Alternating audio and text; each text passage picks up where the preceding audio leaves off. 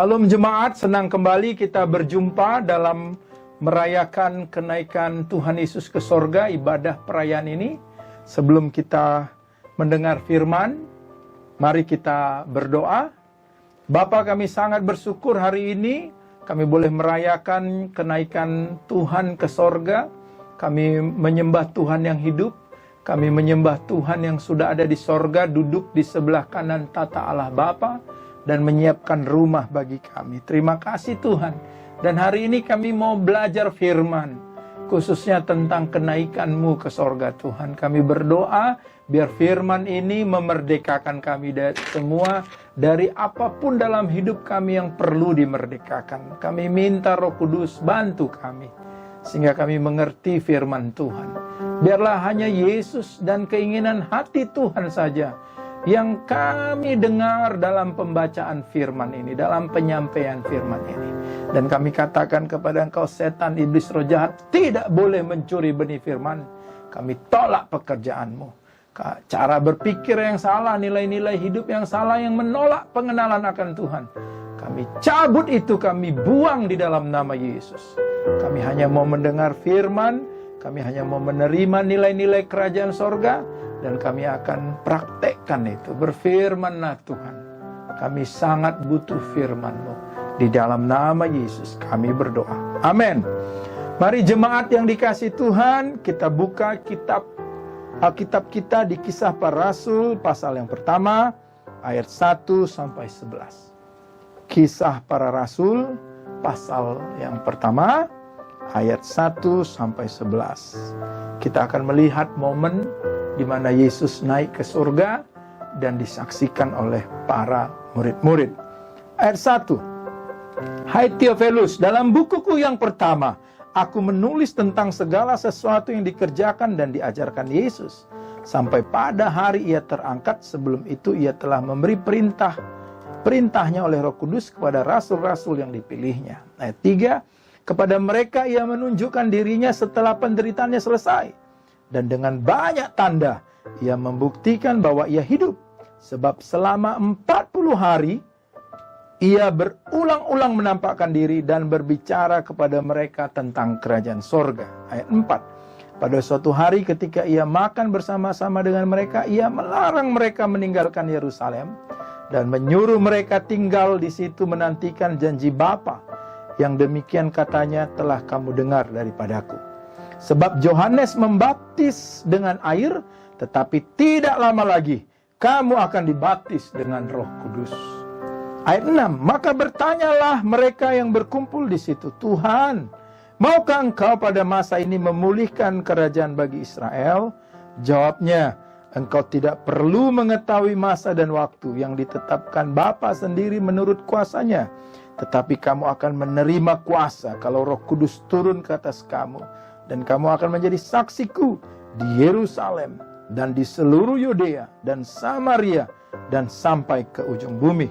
Ayat 9. Sesudah ia mengatakan demikian, terangkatlah ia disaksikan oleh mereka, dan awan menutupnya dari pandangan mereka. Ketika mereka sedang menatap ke langit waktu ia naik itu, tiba-tiba berdirilah dua orang yang berpakaian putih dekat mereka dan berkata kepada mereka, hai orang-orang Galilea, mengapakah kamu berdiri melihat ke langit?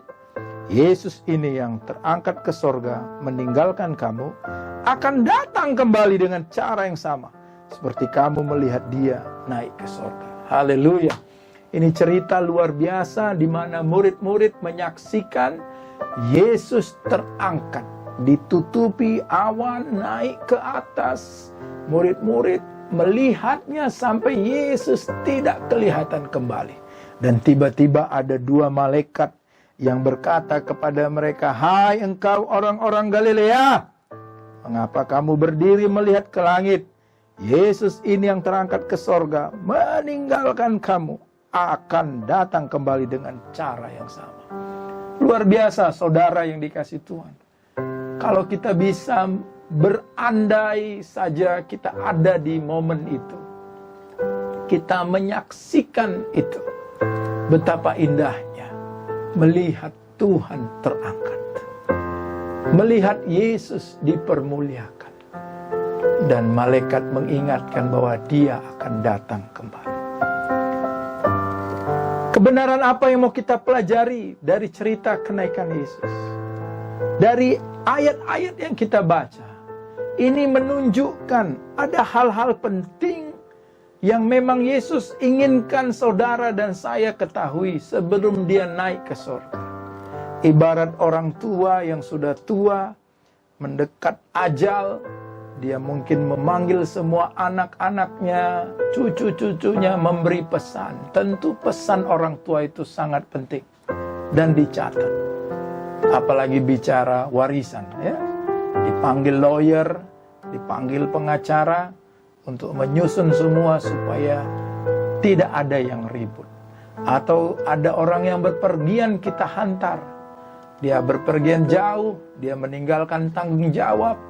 Tentu saja waktu kita antar dia ke airport, menunggu pesawat boarding, kita bicara sama orang tersebut dan kita mendengar dengan seksama apa pesan selama dia pergi, apa pesan yang penting yang harus kita terima.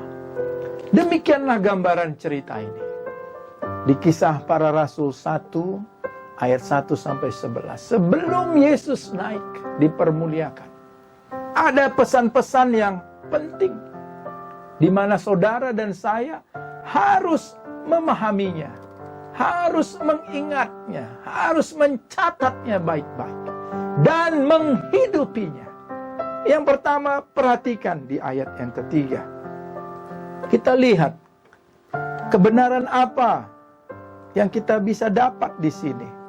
Kepada mereka ia menunjukkan dirinya setelah penderitaannya selesai. Dan dengan banyak tanda ia membuktikan bahwa ia hidup. Sebab selama 40 hari ia berulang-ulang menampakkan diri dan berbicara kepada mereka tentang kerajaan Allah. 40 hari setelah kebangkitannya dari kubur itu. 40 hari setelah dia menaklukkan maut itu. Dia menunjukkan dirinya kepada murid-murid. Dia menunjukkan diri kepada murid ketika murid sedang berkumpul dalam sebuah rumah, ruangan di mana pintu dan jendela terkunci. Yesus berkata, damai sejahtera bagi. Walaupun Thomas diberitahu bahwa Yesus bangkit, Thomas tetap tidak percaya. Sehingga Yesus harus tunjukkan kembali lagi dirinya di depan Thomas dan murid-murid yang lain. Dan ketika Petrus dan murid-murid yang lain mau menjala ikan kembali, mau kembali ke kehidupan mereka yang lama, Yesus kembali menunjukkan dirinya.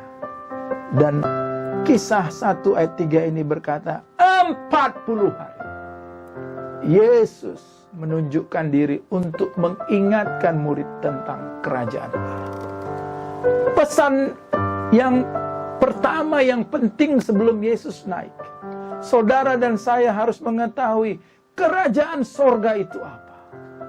3,5 tahun pelayanannya, Yesus simpulkan dalam 40 hari ketemu murid-murid tentang kerajaan sorga. Kolose 1 ayat 13 berkata bahwa dia telah memindahkan kita dalam kerajaan anaknya yang terkasih. Saudara dan saya ada di dalam kerajaan Yesus. Ketika saudara percaya, mengaku Yesus adalah Tuhan, Raja, Penyelamat hidup saudara dan saya, kita dipindahkan dalam kerajaan anaknya. Terminologi kerajaan ini bagi kita yang tinggal di negara demokrasi mungkin agak sulit membayangkannya. Tapi mungkin bagi mereka yang tinggal di sebuah negara yang masih ada sistem kerajaan seperti Inggris, Jepang, atau negara Eropa, atau Thailand, kita bisa melihat bagaimana attitude masyarakat terhadap raja, terhadap ratunya. Ya, bicara kerajaan, kita bicara ada wilayah, ada umat, ada rakyat, ada raja, ada pemerintah, ada peraturan. Itulah yang diajarkan Yesus kepada murid-murid 40 hari menunjukkan diri. Bicara tentang kerajaan sorga. Bahwa ada sistem, ada peraturan, ada nilai-nilai dalam kerajaan sorga ini. Saudara dan saya sejak lahir baru menerima Yesus, kita dipindahkan dalam kerajaan anaknya. Roma 14 ayat 17 berkata bahwa kerajaan Allah itu bukan soal makanan dan minuman, tapi soal damai sejahtera dan sukacita oleh Roh Kudus. Saudaraku, kerajaan Allah ini bukan masalah makanan minuman. Matius 7 berkata, janganlah kau khawatir tentang apa yang kau makan dan minum dan pakai. Semuanya itu dicari bangsa-bangsa yang tidak mengenal Allah. Jadi ketika Yesus mengajarkan tentang kerajaan Allah, dia bukan bicara tentang makan, minum, pakai. Dia bicara tentang kebenaran. Dia bicara tentang damai sejahtera. Dia bicara tentang sukacita oleh Roh Kudus. 1 Korintus 4 ayat 20, kerajaan Tuhan itu bukan hanya dari perkataan saja, tapi dari kuasa. Kerajaan sorga itu bicara kuasa yang sanggup mengubahkan orang. Kerajaan sorga itu bicara kuasa yang bisa mengubahkan situasi, mengubahkan negara, mengubahkan pemimpin, mengubahkan keadaan. Itulah kerajaan sorga. Ibrani 12 ayat 28, kita ada di dalam kerajaan yang tidak tergoncangkan katanya. Saudara dan saya ada dalam kerajaan yang tidak tergoncangkan itu. Pandemik COVID-19 menggoncangkan negara-negara.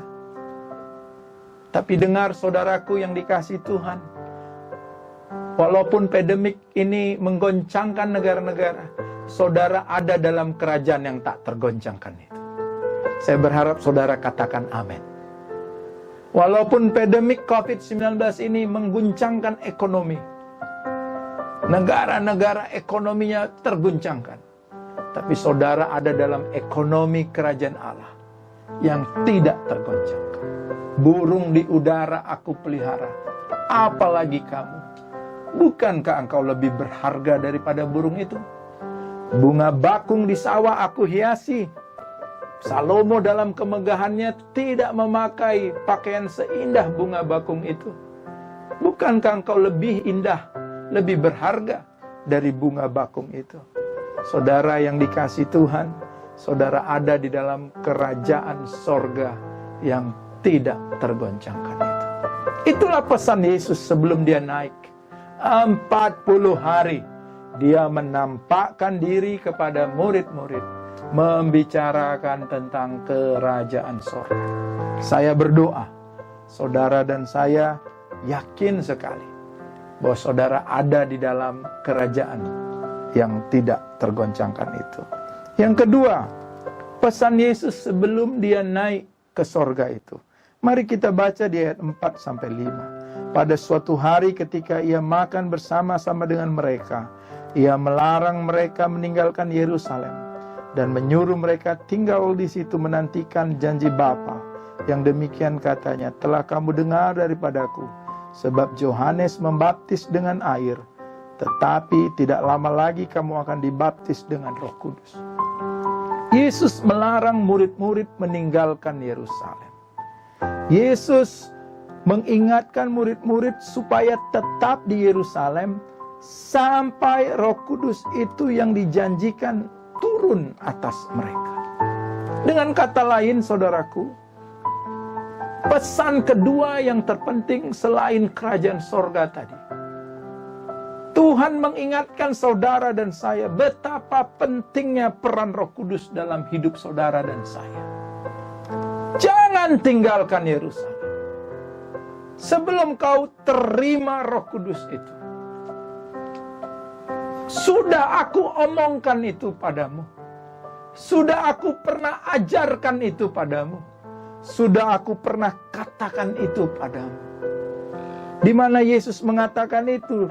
Di Yohanes 14 ayat 16. Yohanes 14 ayat yang ke-16.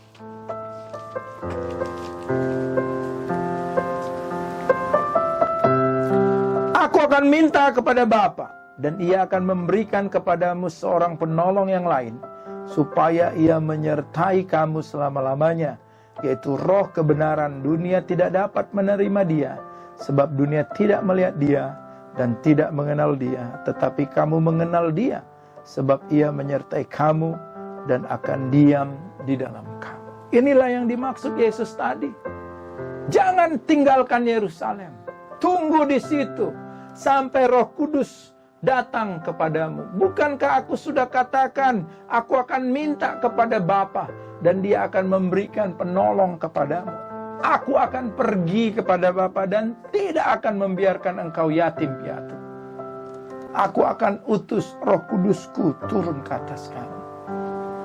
Selain 40 hari menceritakan kerajaan sorga. Yang kedua, saudaraku, betapa pentingnya peran Roh Kudus dalam hidup saudara dan saya. Sebagai umat Tuhan, saudara jangan alergi dengan tuntunan Roh Kudus. Jangan alergi untuk dipenuhi Roh Kudus. Jangan alergi untuk terus hidup di dalam Roh Kudus itu. Apa peran Roh Kudus di ayat 25 pasal 14 tadi? Semuanya itu kukatakan kepadamu selagi aku berada bersama-sama dengan kamu.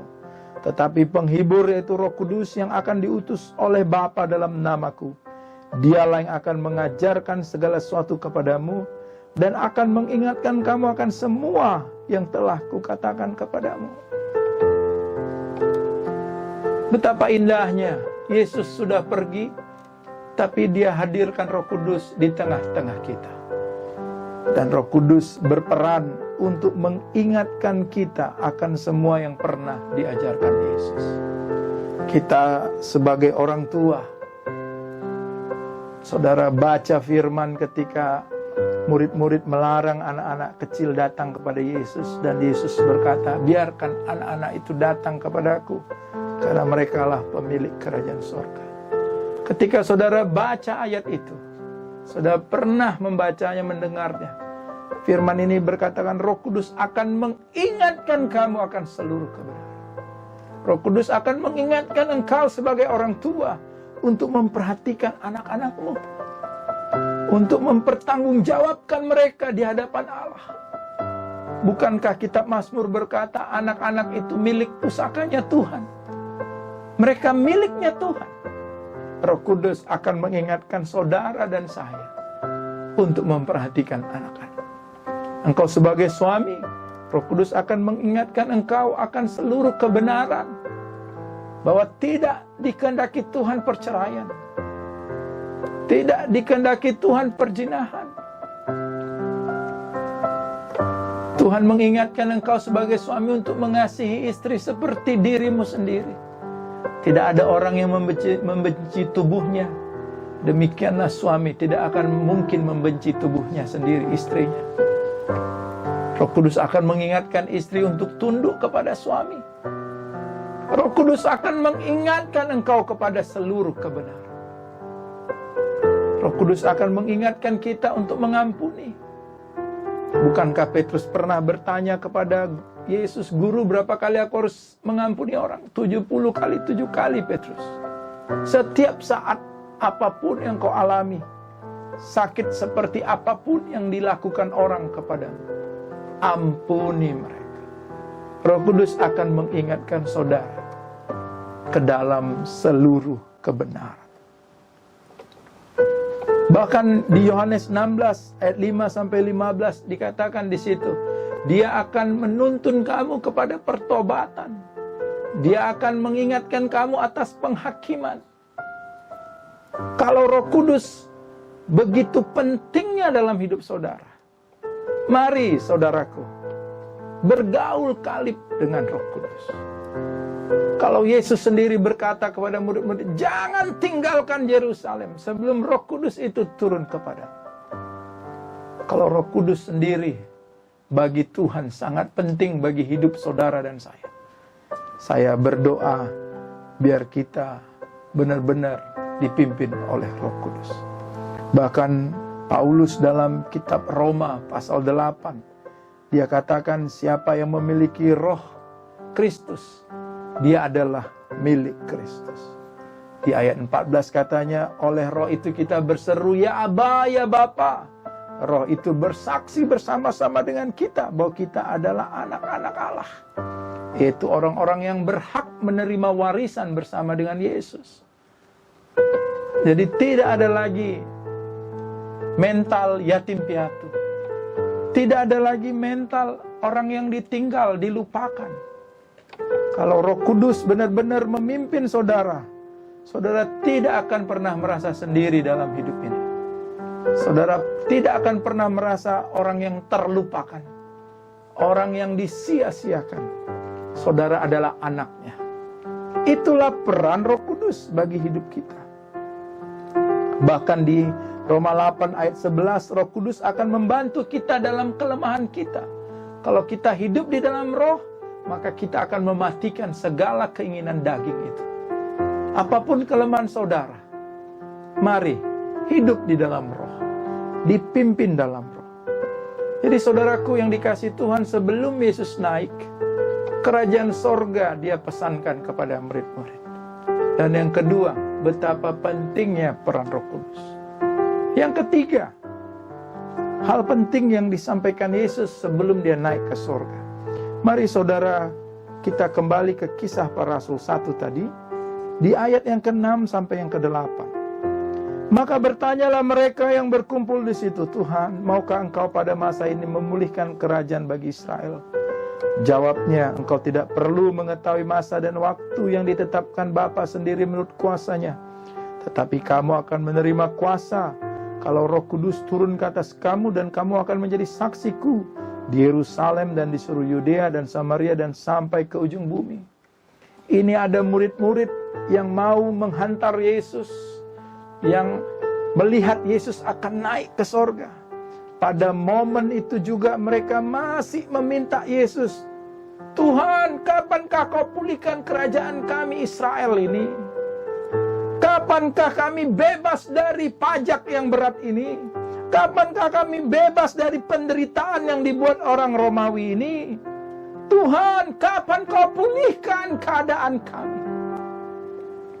Dan Yesus menjawab, dia katakan, engkau tidak perlu mengetahui masa dan waktu yang ditetapkan Bapa sendiri menurut kuasanya. Dengan kata lain, itu bukan urusanmu. Kapan Israel ini dipulihkan? Itu jangan jadi fokusmu. Tetapi di ayat 8 katanya, kamu akan menerima kuasa kalau Roh Kudus turun ke atasmu. Dengan kata lain saudaraku, yang ketiga yang Tuhan mau melalui kenaikannya ke sorga itu, pesan yang ketiga dia sampaikan, yaitu fokus untuk menjadi saksi bagi Kristus. Murid-murid bertanya, kapan kau pulihkan kerajaan Israel? Tapi Yesus katakan, itu bukan urusanmu. Hanya Bapa itu yang memutuskan. Tapi kamu terima Roh Kudus, terima kuasa, dan kau menjadi saksiku. Dengan kata lain, Tuhan mau saudara dan saya untuk fokus untuk menjadi saksi bagi Kristus. Pandemi COVID-19 ini jangan terlalu saudara pikirkan. Kesulitan yang ada, jangan saudara terlalu pikirkan. Keadaan di sekitar ini, jangan terlalu saudara pikirkan. Tapi yang saudara fokuskan, bagaimana hidup saudara dan saya terus menjadi saksi bagi Tuhan. Masa dan waktu hanya Bapa yang tahu. Bukankah Tuhan juga berkata Matius 6 ayat 33, carilah dahulu kerajaan Allah dan kebenarannya, maka semuanya akan ditambahkan kepadamu. Tuhan mau saudara fokus pada destiny saudara untuk menjadi garam dan terang bagi dunia. Tuhan mau supaya saudara fokus dengan keasinan saudara. Garam memang asin, tapi kalau garam itu tawar, untuk apakah gunanya selain dibuang? Dengan kata lain, Tuhan mau supaya saudara fokus bagaimana hidup saudara jadi dampak. Bagaimana saudara sebagai suami jadi berkat bagi istri, bagi anak-anak. Saudara sebagai pimpinan di usahamu, di kantormu, saudara jadi berkat. Saudara jadi berkat di teman kantormu. Saudara jadi berkat di teman sekolahmu, teman kampusmu, dimanapun saudara berada. Saudara jadi berkat di situ. Tuhan mau saudara fokus untuk menjadi saksi baginya. Di Yerusalem, Judea, Samaria, sampai ke ujung bumi. Matius 9 ayat 13. Saya mau kita baca ini. Saudara boleh buka di Matius 9 ayat 13. Biar mengerti kenapa Tuhan mau saudara dan saya untuk fokus menjadi saksi bagi Kristus. Ayat 13, jadi pergilah dan pelajarilah arti firman ini. Yang ku kehendaki ialah belas kasihan dan bukan persembahan. Karena aku datang bukan untuk memanggil orang benar, melainkan orang berdosa. Yang ku kehendaki ialah belas kasihan. Belas kasihan. Tergeraklah hati Yesus oleh belas kasihan karena melihat mereka seperti domba yang tidak bergembala. Lihatlah, tuaian memang banyak, tapi pekerja sedikit. Mintalah kepada Bapa supaya dikirim penuai-penuai itu. Bapakku masih bekerja, dan aku pun terus bekerja. Bekerjalah selagi hari masih siang, karena tiba waktu malam tidak bisa bekerja lagi. Yang ku kehendaki ialah belas kasihan. Aku tidak menghendaki kematian orang fasik. Aku datang untuk mencari orang berdosa. Bukan orang sehat yang perlu tabib, tapi orang yang sakit. Saudaraku, Tuhan menginginkan engkau fokus untuk menjadi saksi bagi Tuhan. Paulus mengerti sekali kebenaran ini, sehingga dia berkata kepada jemaat di Tesalonika, bukankah engkau, hai Tesalonika, mahkota kemegahanku di hadapan Tuhan? Paulus nama besarnya tidak bisa dibawanya ke sorga. Jabatan sebagai pemimpin orang Farisi tidak bisa dibawanya ke sorga. Begitu juga saudara dan saya. Apapun yang saudara miliki, harta benda, kekayaan, uang, perhiasan, mobil, tidak ada satupun yang bisa saudara bawa ke sorga. Tapi cuma satu yang bisa saudara bawa, yaitu jiwa-jiwa. Yang ku kehendaki ialah belas kasihan, bukan korban persembahan, karena aku datang untuk orang berdosa. Kenaikan Yesus ke sorga mengingatkan hal yang penting bagi saudara dan saya, yaitu supaya saudara dan saya terus menjadi saksi bagi Kristus. Di Yerusalem, di Judea, Samaria, sampai ke ujung bumi. Yang keempat, di ayat yang ke-9 sampai 11, malaikat itu berkata kepada murid-murid, hai engkau orang Galilea, mengapakah kamu berdiri melihat ke langit? Yesus ini yang terangkat ke sorga meninggalkan kamu, akan datang kembali dengan cara yang sama seperti kamu melihat dia naik ke sorga. Saudaraku yang kekasih, kekristenan adalah harapan bahwa Yesus yang naik, duduk di sebelah kanan Allah Bapa, akan datang kembali menjemput saudara dan saya. Sejak lahir baru, saudara dan saya bukan lagi berasal dari dunia ini. Sejak saudara lahir baru dan dibaptis, saudara dilahirkan dari sorga. Seperti Yesus diturunkan Bapa dari sorga, ada dia di dunia ini menyelesaikan tugas yang Bapa tugaskan kepadanya. Begitu juga saudara dengan saya. Sejak lahir baru, saudara sudah dilahirkan dari sorga. Dan kalaupun saudara dan saya hidup saat ini, ada tugas ada misi yang harus saudara selesaikan. Jadi Yesus berangkat ke sorga untuk menyediakan rumah bagi saudara dan saya. Paulus berkata bahwa setiap mahkota itu berbeda, upah itu berbeda. Saudara kalau mau besar rumahnya di sorga, pastikan saudara mengerti tentang kerajaan sorga yang dimaksud Yesus. Kalau saudara mau besar upahmu di sorga, pastikan engkau mengerti peran Roh Kudus dalam hidup saudara, sehingga kekristenanmu menjadi efektif berbuah. Kalau engkau mau upahmu besar di sorga, fokuslah untuk terus menjadi saksi bagi kemuliaan nama Tuhan. Bukankah Matius 24 sudah menjelaskan tanda-tanda kedatangan Tuhan? Akan datang penyesat. Banyak orang yang akan mengakui bahwa dia adalah Mesias. Saudara bisa lihat di YouTube, banyak orang mengaku dirinya Mesias. Terlalu banyak pengajaran yang tidak mempermuliakan Tuhan. Saudara lihat itu semua. Ada perang, baik Syria, hancur lebur. Al-Qaeda, negara melawan negara, perang perdagangan. Engkau akan mendengar itu, akan ada gempa bumi. Ahli gempa berkata, 10 tahun terakhir ini, frekuensi gempa semakin bertambah. Bukankah apa yang diingatkan Yesus sudah terjadi, saudara? Betapa waktunya sudah semakin dekat. Mari biar saudara bisa memvisualisasikan seperti apa kedatangan Yesus itu. Saudara buka di 1 Tesalonika 4. Buka Alkitabnya di 1 Tesalonika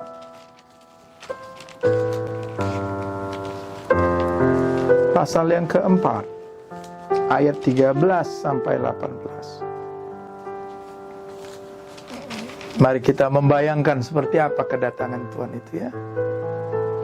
Ayat 13, kedatangan Tuhan. Selanjutnya kami tidak mau saudara-saudara bahwa kamu tidak mengetahui tentang mereka yang meninggal, supaya kamu jangan berduka cita seperti orang lain yang tidak mempunyai pengharapan.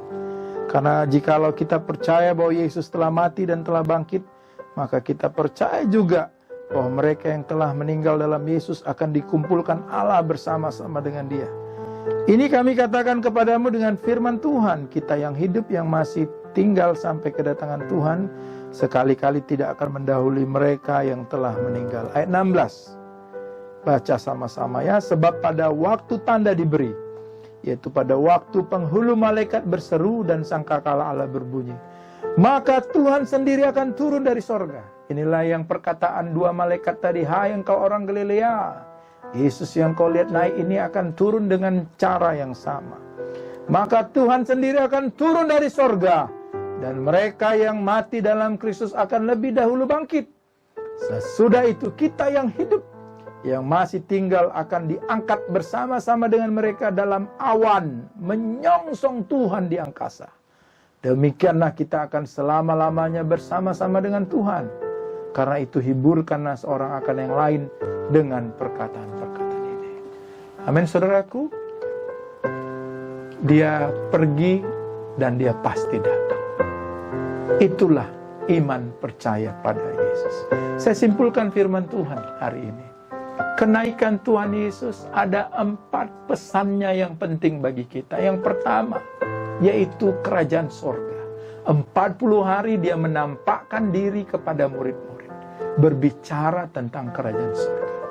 Saudaraku, engkau sudah menjadi anak Allah, engkau dipindahkan dalam kerajaan anaknya. Kerajaannya bukan bicara makanan minuman, itu semua dicari bangsa yang tidak mengenal Allah. Tapi saudara mengenal Allah. Kerajaannya bicara tentang kebenaran, damai sejahtera, dan sukacita oleh Roh Kudus. Cari dahulu kerajaan Allah dan kebenarannya, maka semuanya ditambahkan kepadamu.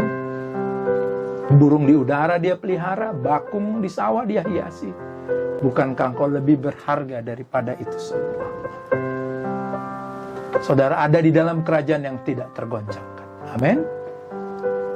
Ekonomi goncang, negara goncang, Tapi percayalah, kerajaan sorga di mana saudara ada saat ini tidak tergoncangkan. Saudara aman di dalam kerajaan itu. Saya berdoa biar imanmu bertumbuh, sehingga engkau yakin beribu rebah di sisi kirimu, di sisi kananmu, tapi itu tidak akan menimpa engkau. Yang kedua, peran Roh Kudus sangat penting bagi saudara. Itulah pesan Tuhan. Jangan tinggalkan Yerusalem. Pastikan engkau dipenuhi Roh Kudus. Roh Kudus itu akan mengingatkan engkau kepada seluruh kebenaran. Roh Kudus itu akan mengingatkan engkau atas dosa, atas penghakiman. Roh Kudus itu akan mengingatkan engkau bahwa engkau adalah anak. Engkau ahli waris. Dan Roh Kristus ada padamu. Engkau milik Kristus. Saudaraku, terima peran Roh Kudus ini. Bergaul karib dengan Roh Kudus. Dan yang ketiga, fokus untuk terus menjadi saksi bagi Tuhan. Karena Tuhan mau itu belas kasihan, bukan persembahan. Karena dia datang untuk mencari orang berdosa, bukan orang benar. Tuayan banyak, pekerja sedikit. Kalau garam sudah tidak asin, untuk apa gunanya? Bukankah saudara dan saya adalah garam dan terang dunia? Fokuslah untuk memberkati banyak orang. Fokuslah bagaimana orang mengenal Yesus. Percaya pada Yesus, karena setiap orang yang memanggil nama Tuhan, mereka akan diselamatkan. Terus menjadi saksi. Dan yang terakhir, dia pergi untuk dia datang kembali. Dia menyediakan rumah bagi saudara dan saya. Dan kita sedang menyambut kedatangannya. Siapkan diri saudara. Inilah pesan penting Yesus sebelum dia naik ke surga. Saya berdoa biar kebenaran ini memberkati saudara semua. Terpuji nama Tuhan. Tuhan Yesus memberkati.